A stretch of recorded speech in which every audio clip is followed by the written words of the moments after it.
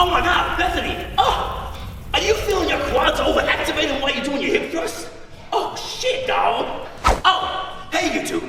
Do you have the same problem as B here, and are you feeling your quads working way too much when you do your hip thrust? Well, you better stick around, because today I'm gonna give you my top 10 tips on how to make sure that that doesn't happen anymore. Now, first things first, let me just tell you that if you are feeling your quads working while you're doing a hip thrust, you're not broken and you don't need fixing, because your quads actually are working a decent amount in a hip thrust. But we're not really trying to feel or burn or overactivate the quads, because we're really trying to focus on isolating, squeezing and burning the glutes and put goddamn junk in the trunk. Am I right or am I right? I bloody fucking think I'm right, motherfuckers. Anyway, in today's video, we're going to break down the top 10 ways that you can feel less quads and more glutes. So let's get into it. Tip number 1 is your foot positioning, because when we do a hip thrust, ideally, what we want to look for with our shins is for them to be vertical when we push up to the top. Now, if your feet are a little bit too close and you wriggle them in like this, as we come up, you'll see that angle is now coming forward with the knees, and this can definitely make you feel, can you feel your quads right away? Yeah. Can definitely, as you can see with B, make you feel your quads way too much. Tip number 2 is which type of hip thrust variation that you can use. You see, with hip thrust, we can either do more of a hip hinge, where we bring our whole body up and come all the way down, or we can do more of a glute scoop, where we keep the chin to the chest and move more from the rib cage down. Now, just so you know, neither of these are either right or wrong, and you can definitely experiment with what you prefer best. However, if you do feel your quads a lot more,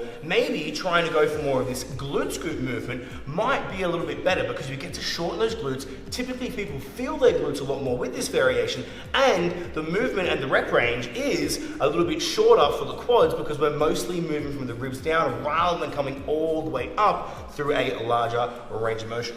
Boom! Now, number 3.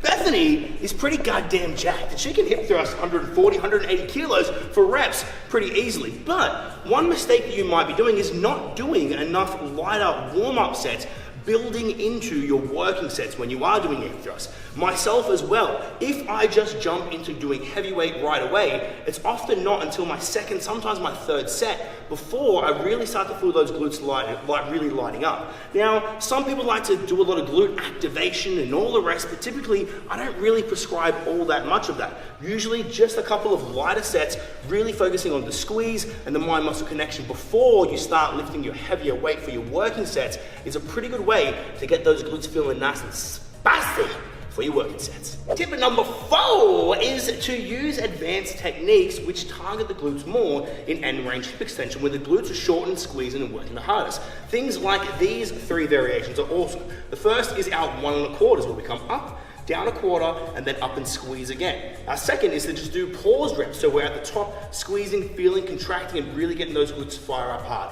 One of my favorites. Or what we can also do is end range hip thrust, where we don't go all the way down, we stop about halfway, control the movement, come back up and squeeze. Now, end range hip thrusts are fantastic, and they're still not called glute bridges. Or what you could just do is actually shorten the range of motion, get a dumbbell on your hips, and just do dumbbell glute bridges or barbell glute bridges, because we have less knee flexion, less range of motion at the knee, and it keeps the glutes a little more in their active range without the quads coming into play. Tip number 5 is to try maybe using a wider stance with a little bit more foot flare. This is B's comfortable position, and this works really well for her. So it's just about experimenting and seeing what works for you. But usually people will sometimes find that if they take a wider stance and they drive out into a little bit more hip external rotation, they'll actually shorten the glutes, and they'll actually potentially feel this a little bit more. Now, again, this is a completely individual preference. Some people feel it more in the glutes, some people feel it less, and they prefer a narrower stance. So it's not a hard and fast rule, but something that you might be able to try out that could work well for you. The next tip is to add a booty band to your reps so we can get what we like to call double duty for the booty. Now, with the glutes, they work up and down in hip extension, but they also work to externally rotate and abduct the hips. So, what we're getting now is resistance both in this vertical up and down, sorry, rather horizontal up and down plane, but also having to actively drive out. Now, a lot of the time, this will help you to feel and bias the glutes a little bit more, and also help you to target the upper glutes a little bit more as well. Now, typically speaking, I prefer doing these with lighter weights in higher rep ranges and really making sure that we can keep our knees out hard against that band the entire time. If your abduction is failing before your hip extension, take the band off and just strengthen your regular reps. But if you can handle it, then go and chase that motherfucking burner. For number 7, we're using bands but in a different way. Now we're gonna be doing what's called a hip banded thrust. Now we don't actually have an effective station down here to do hip banded barbell hip thrust, so here's a little version of a makeshift one that we have put together. Now with these reps, you push all the way up, and what we're doing here is we're getting extra tension from those bands at the end range while the glutes are firing hardest, but the resistance drops off down the bottom when the quads are actually really helping to assist the movement. So this is a fantastic way to feel your glutes more and feel your quads less. Now also, here is a few other variations which you can do. If you do have a squat rack or some band pegs, you can set things up and you can do regular hip thrusts just like this, or you can even set them up to do some foot elevated glute bridges, which also feel fucking incredible. Shit, now there is one more way that you can do hip banded hip thrust, even if you don't have any access to the gym whatsoever, but you just have access to one of these long bands. So what we're gonna do is a foot looped hip thrust. So we put our feet through the loops like this, and we come down, sitting onto the ground, getting into our hip thrust position. We pull that band all the way up over onto our hip-a-rooney doodies, and then from here, we just perform our hip thrust, and we drive up and squeeze, getting all that additional tension at the top. And these feel fan-fucking-tastic. They're surprisingly quite hard. And you can make them even harder by doing a double banded foot loop where you have a band around the knees as well. As you can tell, but he's getting a bit of a serious goddamn burn in her booty, and you will as well. Now, the next tip has less to do with the execution or the variation and more to do with the rep range that you're using and also how much weight you're actually lifting. Because for a lot of people, when they do higher rep hip thrusts, yes, they can start to get a bit more of a burn in those glutes, but a lot of the time the glutes are saying, hold on a bloody fucking second here, mate. I'm starting to get fatigued and I need my boys to come on in and help me out. So it's not uncommon for the higher rep range hip thrust for the quads to start getting that metabolic stress and getting that burn as we do work in those higher rep ranges as well. So if when you work in higher rep ranges, you start to feel the quads burning up as well as the glutes, then maybe it might be smarter to use a lower to mid rep range with heavier weight, really focusing on getting that mind muscle connection in the glutes and not letting the quads come into play. Now, tip 9 is the exact opposite to tip 8. Because having trained a whole lot of people over my career, I understand and know that everybody is a little bit different. And for some people, when they do lower reps with heavier weight, that's actually what makes them feel their quads more, and when they do their high reps, they get an insane burn in their glutes. So really, it's a matter of just trying them all out and seeing what works best for you. I love doing hip thrusts in a wide variety of rep ranges, and one of my personal favorite ways to really burn those glutes is doing high rep ranges, anywhere between about 15 to 30 with a knee band and doing constant tension reps. That works really well and smokes my glutes on fire. But some of the other booty babes, they don't feel that as much and their quads come into play. So it's really about experimenting and seeing what works for you. 998, 999, 1,000. Was that a booger? Holy bajoli guacamole. Now, tip 10, the one that you've all been waiting for, is something that is a little bit weird and kind of goes against rational logic.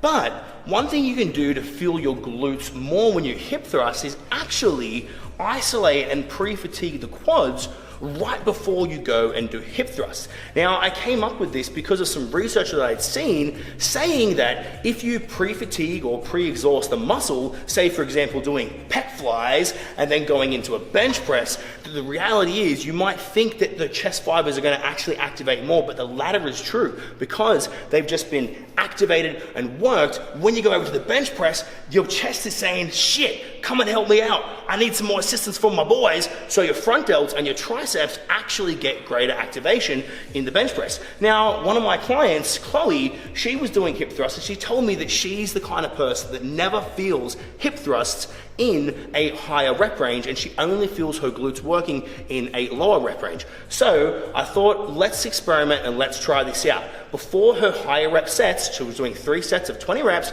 I said, let's come over to the leg extension, crank out a nice set of 15 to 20 reps, just to get those quads lighting up and saying, hey buddy, how the bloody fucking heck are ya? Then we went over to a hip thrust, and then for the first time ever in a high rep range, she actually felt her glutes lighting up and she didn't feel her quads come into play at all. So I know it might be counterintuitive to what you might think, but the science doesn't lie, and neither does the practical application of putting that science into play.